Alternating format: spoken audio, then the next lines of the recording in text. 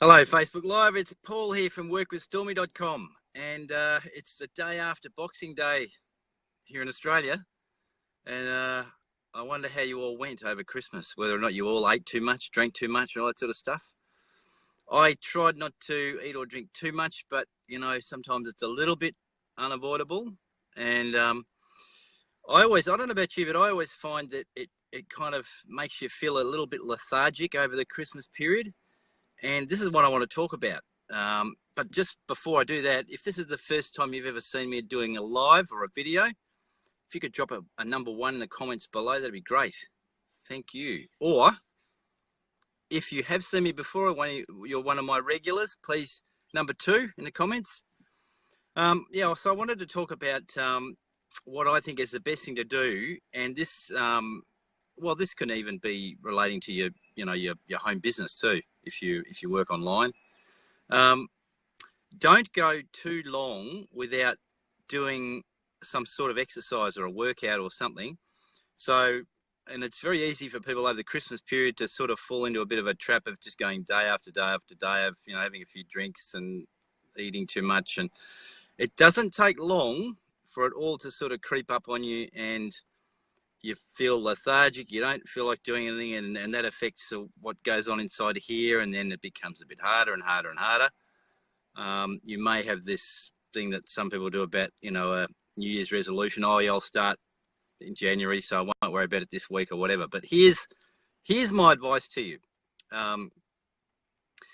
Don't leave it more than a couple of days before doing your workouts, all right? Or between doing your workouts, okay?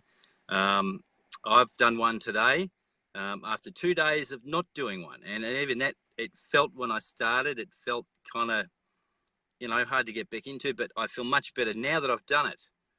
And even though, New Year's Eve's coming up, in a few days' time, I'm going to be doing a couple more workouts at least before that. And then, within a day or two after that. So there'll only be short breaks when I'm not actually doing it. And this is the same thing if you're working from home, working in an online business or whatever. I'd suggest you don't leave it too long to be doing the things you normally, don't break too long between the things you normally do. For example, if you're a person that, if you do your attraction marketing stuff on Facebook, don't leave it more than a couple of days to turn up and do your thing, because I don't know quite for sure how the Facebook algorithm works, but if you leave it too long, you'll start disappearing off, people's feeds and stuff. So turn up and do the stuff you got to do. It always actually reminds me of a very good, a world-class distance runner who would always say, never ever go more than, say, a week to 10 days without doing your speed work. And this especially applies to distance runners. This is off topic slightly, but here's a little tip for you, okay? And I know there's a lot of people out there that like doing fun runs and things, and maybe running 5Ks, 10Ks, even half marathons, etc.